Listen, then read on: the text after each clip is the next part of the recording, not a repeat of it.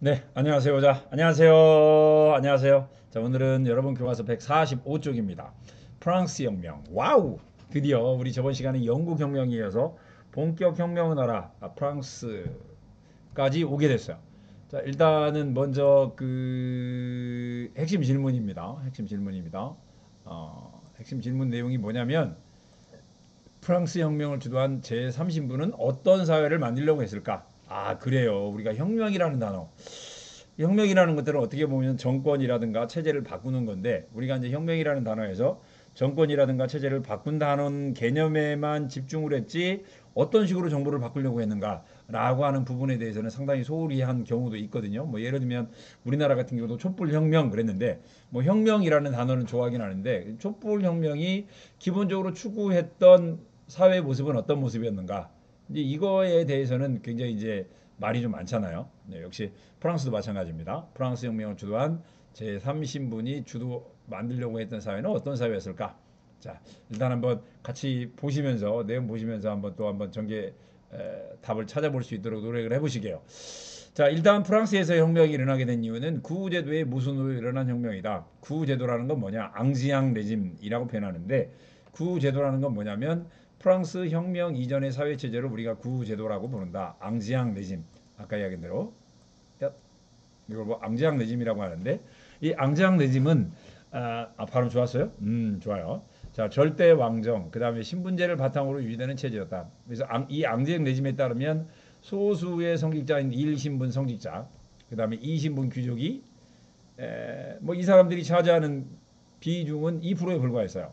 전체의 2%에 불과했지만 전체 2%에 불과했지만 국가 소유 토지의 거의 대부분 그 다음에 고위관직의 전체를 이 사람들이 차지를 했고요. 그 다음에 이 사람들은 재산을 대부분 소유하고 있는데 거기다가 뭣도 안 냈어요? 세금도 안 냈어요. 세금도 안 내요. 이제 그러다 보니까 세금은 누구만 내요? 상대적으로 신분이 낮았던 3신분 시민들이죠. 시민들.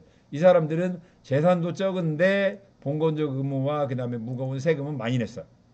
이러다 보니 제3신분 중 상공업과 전문직을 통해 부를 축적한 시민 계급들이 미국 혁명, 우리 저번 시간에 이야기했죠. 꼭 시험 문제 나온다고 그랬어요. 프랑스 혁명과 미국 혁명, 뭐가 먼저 일어났다고요? 그렇죠. 미국 혁명이 먼저 일어났죠. 그러다 보니까 프랑스 혁명의 배경이 되는 건 미국 혁명이 되는 거고요. 그 다음에 또 프랑스 혁명의 배경이 바로 뭐예요? 계몽사상. 이제 아무래도 홉스 거보다 홉스의 사회개혁설보다는 로크라든가 특히 누구 거? 루소의 사상에 영향을 받으면서 이러한 모순, 즉 소수의 사람들이 대부분의 재산을 보유하고 있는데 세금을 안 내는 모순을 높여갔다. 이 무렵 프랑스에서는 계속된 전쟁, 뭐 이때 이제 프랑스 전쟁 계속됐는데 우리 저번 시간에 배운 걸로 따지면 뭐 7년 전쟁도 있었고요. 그죠? 이게 유럽에서의 그 프로이센과 오스트리아가 전쟁을 벌이는데 끼어들었죠. 그 다음에 또 에스파냐 왕위 계승 전쟁도 있었어요. 굳이 따지면 우리 책에서는 잘 배우지 않았는데 그 다음에 아메리카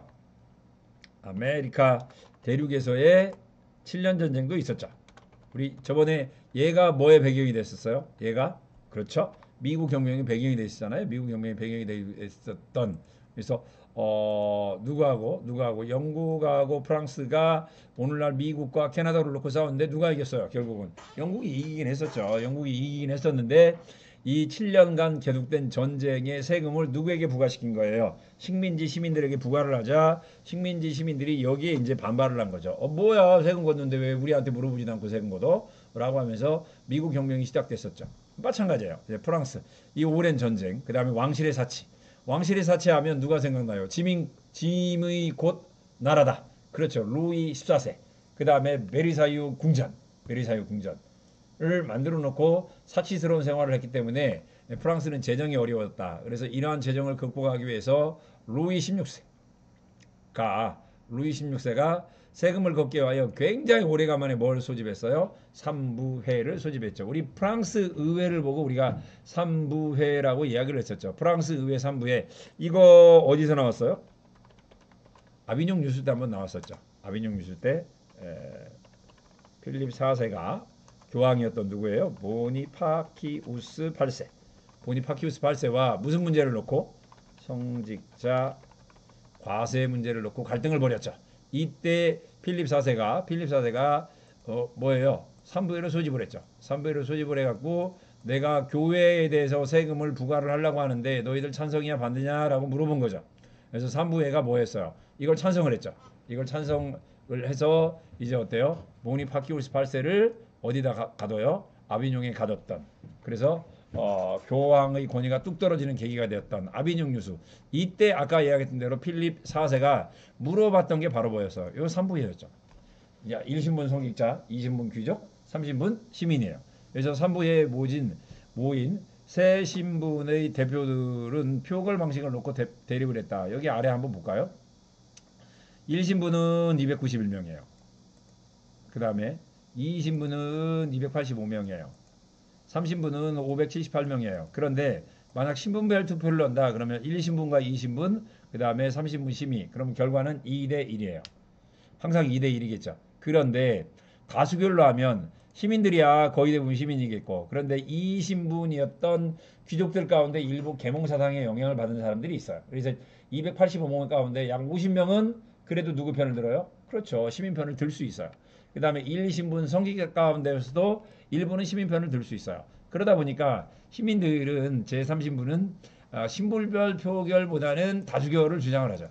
그런데 이것이 받아들여지지 않아요. 이것이 받아들여지지 않자 자 제3신분 시민들은 이제 어때요? 3부에서 나와요. 3부에서 나와가지고 어디로 가냐면 테니스 코트로 가요.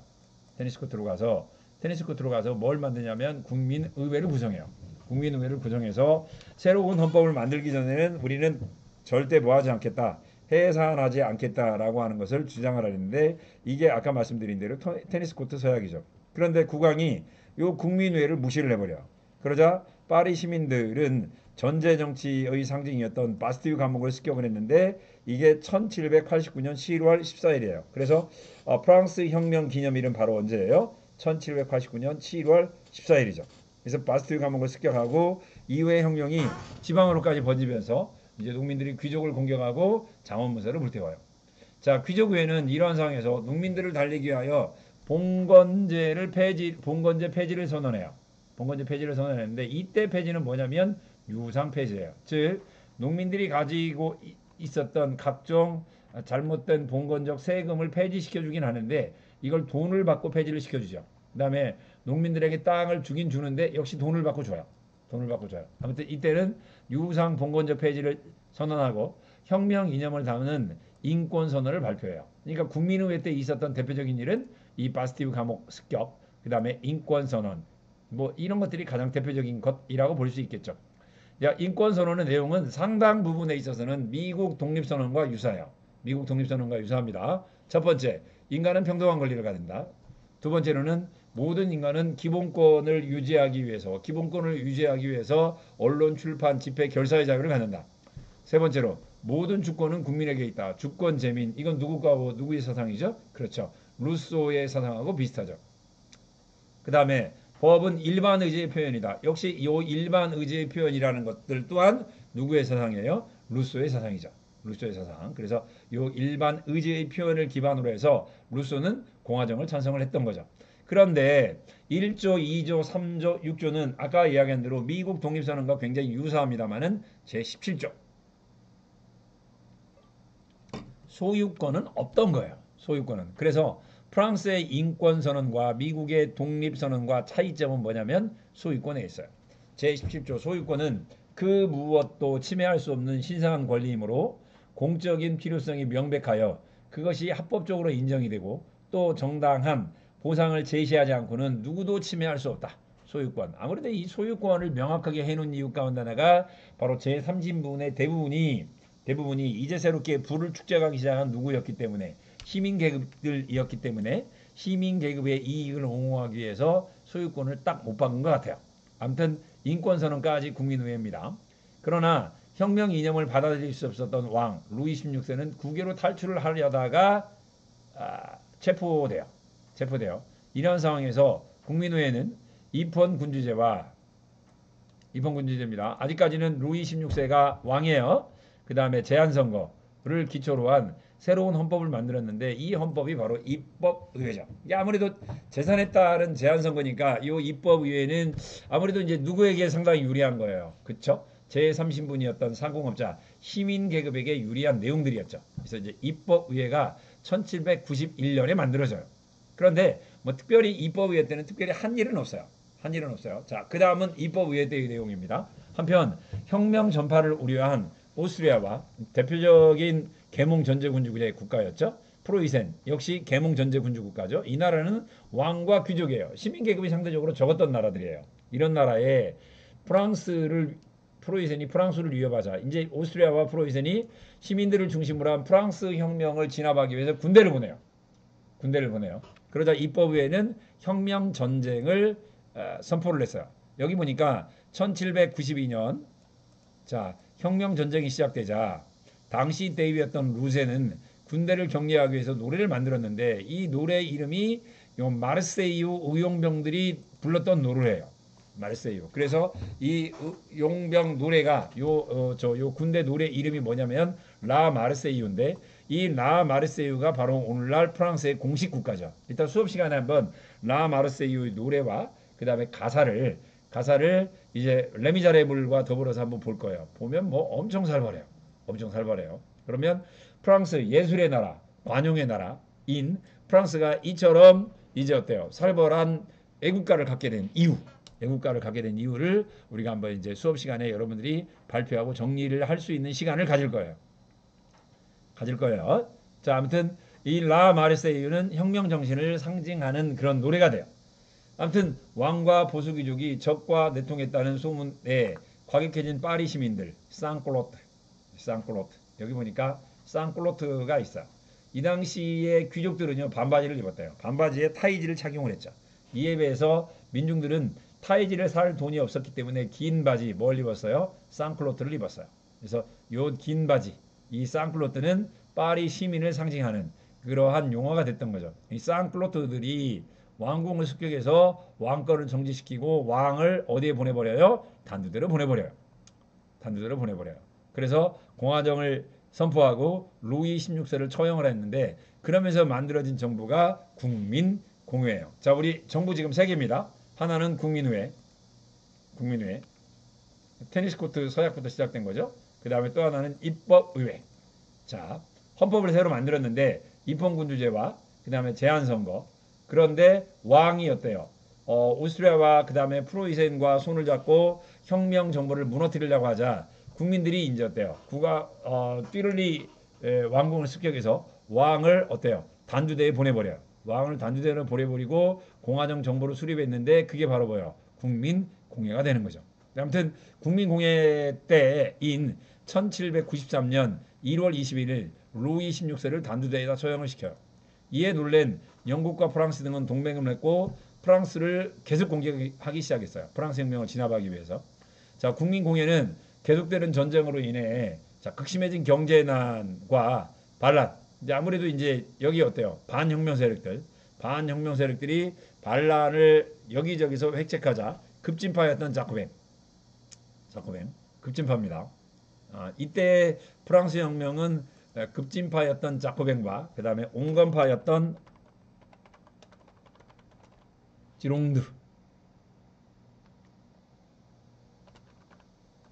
지롱드당이 있었어요. 지롱드당. 그런데 여기서 이제 혁명 급진파였던 누가 권력을 잡아요? 자코뱅들이 권력을 잡죠. 자코뱅을 권력을 잡았는데 이때 자코뱅의 지도자가 누구냐면 유명한 로베스피에르예요. 로베스피에르가 이제 권력을 장악을 하죠. 권력을 장악했던 로베스피에르, 즉 자코뱅파는 공화정과 그러니까 국민공회 시대에는 이제 프랑스는 아까 이야기한 대로 왕이 없어요. 공화정을 선택하고 세계 최초로 보통선거제에 기반을 둔 헌법을 만들어요. 보통선거제에 기반을 둔 헌법을 만들었고요. 그 다음에 봉건적 공납을 무상으로 폐지해요. 여기서 이야기하는 봉건적 공납의 무상 폐지는 뭐냐면 왕과 귀족과 교회라든가 수도원이 가지고 있는 땅을 다 누구에게 나눠줘 버리냐면 농민들에게 나눠줘요. 농민들에게 그것도 어떻게 공짜로 나눠줘요. 왜 공짜로 나눠줬을까? 이게 왜 공짜야? 그동안 너희들이 왕과 귀족과 교회와 수도원이 너희들 착취를 한 걸 생각하면 이 땅을 매개로 착취를 한 걸 생각하면 절대 공짜가 아니라는 이야기죠. 그래서 땅을 농민들에게 싹 나눠줘 버려요. 싹 나눠줘요. 그러다 보니까 이제 프랑스에서는 막대한 뭐가 만들어졌고 다른 나라하고 다르게 자연농이 아니라 자영농이 형성이 됐고 이들 자영농이 바로 뭐예요? 자영제를 징병조로 한 새로운 군대 형태를 만들게 되죠. 이들 자영농들은 군대에 가서 정말 열심히 싸우죠. 왜? 만약 내가 프로이센이라든가 오스트리아라든가 영국과의 싸움에서 지면 내가 수천 년 만에 갖게 된 우리 땅 이걸 어때요? 뺏기게 되겠죠. 그러니까 목숨 걸고 싸웠던 거죠. 목숨 걸고 싸웠던 거예요. 그래서 이제 요 징병제야말로 그 다음에 등장하는 나폴레옹이 유럽 전체를 석권할 수 있는 하나의 커다란 자산이 되죠. 자산이 돼요. 자, 아무튼 무상 페이지 그 다음에 물가 안정을 위하여 최고 가격제를 도입을 해요. 최고 가격제. 근데 이 최고 가격제를 도입을 하고 그 다음에 공안위원회를 만들고 그 다음에 뭘 만들어요? 혁명재판소를 만들어요. 혁명재판소를 만들어서 반혁명 세력들을 그냥 과감하게 그냥 어때요? 단두대서 바로바로 처형을 해버리자. 이걸 보고 우리가 국민공예의 공포정치라고 불러요. 공포정치라고 불러요. 그러니까 예를 들면 아까 이제 농민들이 토지를 갖게 됐잖아요. 근데 이제 농민들이 토지를 갖게 됐는데 여기서 수확물을 이제 재배를 했단 말이에요. 예를 들면 오이라든가 토마토를 재배를 했는데 얘를 재배하는데 1,000원 들었어요. 근데 최고 가격제를 통해서 900원으로 가격을 딱 제한을 하는 거야. 당연히 여기에 대해서 농민들이 불만이 있었던 거죠. 야, 나는 이거 재배하는데 1,000원 들었는데 왜 가격을 900원에 자르는 거야? 라고 불만을 제기하면 바로 뭐예요? 단두대로 가게 돼요. 바로 단두대로 가게 돼요. 그러다 보니까 어떻게 보면 국민공예의 가장 큰 지원 세력이었고 후원 세력이었던 농민들이 서서히 누구에게 등을 돌리기 시작해요? 이제 자코벤파의 국민공예에 등을 돌리기 시작하는 거죠. 그래서 그 결과 로베스피에르가 몰락을 하게 됐는데 그걸 보고 우리가 테르미도르의 반동이라고 불러요. 테르미도르의 반동. 굉장히 좋아하는 말이에요. 일종의 반동 세력이 있죠. 역사적 반동 세력들이 권력을 잡는 걸 우리가 테르미도르의 반동이라고 부르는데 이때가 프랑스 혁명 달력으로 11월이었어요. 11월. 그래서 11월에 일어난 반혁명 해가지고 우리가 테르미도르의 반동 그렇게 이야기를 하고요. 이 테르미도르의 반동에 의해서 로베스피에르가 단두대에서 처형이 되죠. 그리고 이제 프랑스에서는 5명의 온건파 총재들이 권력을 잡아요. 얘를 보고 우리가 총재 정부라고 부르는데 이 총재 정부 5명은 상당히 이 사람들이 이제 급진파를 제거하고 등장했죠. 그러다 보니까 이 사람들이 누구예요? 온건파예요. 근데 이제 아시다시피 대개 이제 우리 인류 역사를 보면 대개 온건파들은 무능해요. 왜 무능할까요? 온건파는 눈치를 많이 보죠. 급진파 눈치 봐야죠. 그 다음에 또 어때요? 보수파들 눈치 보죠. 그러다 보니까 원래대로 하면 온건파가 나쁜 개념은 아닌데 실제로 역사를 보면 온건파들은 대개 이제 어떤 식으로 많이 묘사가 되냐면 무능한 걸로 많이 묘사가 돼 있고 실질적으로 눈치를 보다 보니 개혁 정치를 해요 못해요? 하나도 못해요. 이제 그러다 보니 아까 이야기한 대로 이 온건파들이 권력을 잡으면서 이제 어때요? 반대파의 음모와 비난에 시달리고 그러다 보니 프랑스의 정치는 엄청난 혼란에 빠져요. 이러한 혼란을 틈타서 이제 어때요? 강력한 카리스마를 가진 새로운 지도자가 등장을 하게 된 거죠. 아까 저기 온건파들 무능하다고 그랬죠. 눈치 본다고 그랬죠. 결단성이 부족하단 말이에요. 그러니까 이제 결단성을 가진 새로운 지도자가 궁부에서 등장했는데 그게 바로 누구예요? 26살 먹은 누구예요? 나폴레옹이 등장을 하게 되는 거죠. 그래서 나폴레옹이 총재 정부를 무너뜨리고 이제 통영 정부를 수립해요. 이제 나폴레옹은 대프랑스 동맹과의 전쟁에서 몇 차례 승리를 거두면서 국민들의 인기를 얻죠. 그러자 총재 정부가 이제 긴장을 해요. 나폴레옹 저 녀석 너무 인기가 있는데 그래서 나폴레옹을 제거하려고 그래요. 그래서 나폴레옹을 제거하기 위해서 나폴레옹을 이집트로 보내죠. 왜 이집트로 보내느냐? 이때 이집트는 영국과 인도의 중간에 있었어요.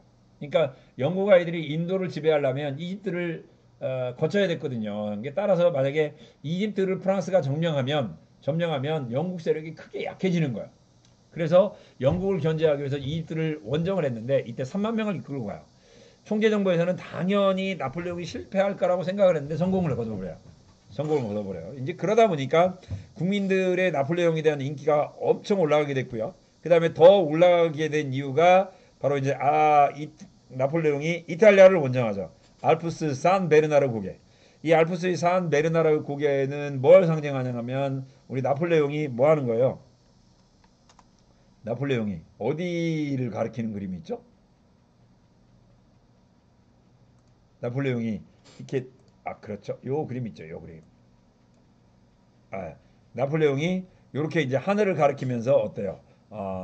내 사전에는 뭐가 없다, 불가능이 없다, 라고 했던 부분. 요게 산 베르나르 고개죠. 산 베르나르 고개를 건너서 이탈리아를 정복을 함으로써 이제 나폴레옹의 인기는 하늘을 찌르게 되고요. 그래서 나폴레옹은 무능했던 총재 정부를 무너뜨리고 통영 정부를 수립해요. 통영 정부를 수립하면서 이제 나폴레옹이 권력을 장악하게 됩니다. 프랑스 혁명, 봉건적 신분제를 타파했고, 그죠? 아까 이야기한 대로 일반 농민들이 가지고 있었던 각종 봉건 세금을 다 없애버렸을 뿐만 아니라 심지어는 뭣도 줘요? 그냥 땅을 그냥 공짜로 주죠. 땅을 공짜로 줘요. 땅을 공짜로 줬어요. 그 다음에 자본주의, 아까 소유권을 확립을 했죠. 그 다음에 프랑스 혁명 정신, 자유, 평등, 우애, 그죠? 자유, 평등, 우애. 여기 있었구나. 아까 자유평등 우애 요 그림 어디 있어요? 그렇죠? 쌍클로트의 프랑스 국기죠. 빨간 거 자유, 그 다음에 아니 빨간 거 평등, 파란 거 자유, 흰 거 뭐예요? 박애. 자 우애. 자, 아무튼 나폴레옹 법전 이야기 나와 있고요. 여기 나폴레옹이 이탈리아를 원정하는 그림입니다. 나폴레옹에 대한 평가 이 부분은 다음 시간에 한번 또 우리가 토론을 또 마무리할 거예요. 나폴레옹은 혁명가인가 독재자인가? 혁명가인가 독재자인가? 해겔이 볼 때는 혁명가, 피타가 볼 때는 독재자였나 보죠. 아무튼 권력을 잡은 나폴레옹은 오스트리아를 격파하고 영국과도 휴전하여 대프랑스 동맹을 무너뜨려요. 그렇게 하고 이제 뭘 만들었어요? 나폴레옹 법전을 만들었고요. 프랑스 은행을 설립해서 산업을 보호했고요. 그 다음에 능력에 따른 출세의 기회를 보장하기 위해서 뭘 만들어요? 교육제도도 정비를 했고요. 그런 가운데서 이제 이러한 일련의 개혁 정치를 치고한 이후에 나폴레옹은 국민투표에서 99.9%의 지지를 얻어가지고 황제가 돼요. 제1 제정입니다. 그러니까 왕을 무너뜨리면서 시작되었던 프랑스 혁명은 결국은 왕정으로 끝나죠. 왕정으로 끝나요. 자, 나폴레옹이 유럽을 정복하려 하자 영국을 중심으로 대프랑스 동맹이 다시 결성이 되었고 나폴레옹은 영국과 해전 1805년 여기 있었던 트라팔가 해전이에요. 그래서 패해요. 패했지만 육지에서는 승기를 거둬요. 육지는 승기를 거두면서 1806년 신성 로마 제국을 해체하고 그 다음에 영국을 굴복시키기 위해서 대륙 봉쇄령을 내려요. 여기 별 두 개 만들어졌죠. 이 별 두 개는 대륙 봉쇄령 때문에 만들어진 거예요. 대륙 봉쇄령 별 두 개.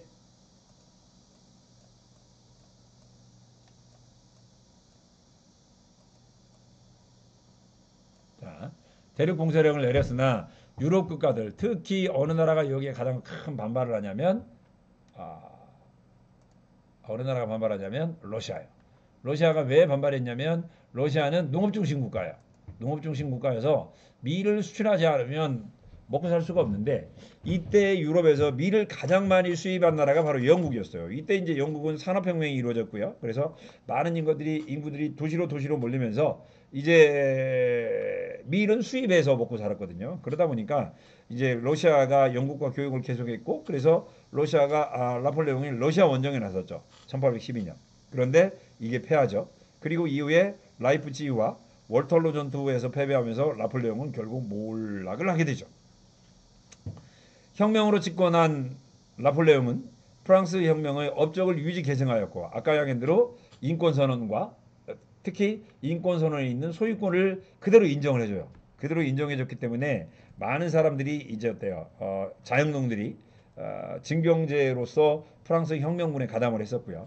그래서 프랑스 혁명 이념을 확산시켰고 이 과정에서 프랑스의 자유주의와 자유주의가 전파됐고 자유주의가 전파되다 보니 역설적으로 이들이 누구에게 저항하는 프랑스에게 저항하는 이제 민족주의라는 것들이 수립이 돼요. 이제 민족주의와 자유주의는 제가 이제 다음 시간에 또 볼 수 있도록 할게요. 오늘은 여기까지입니다.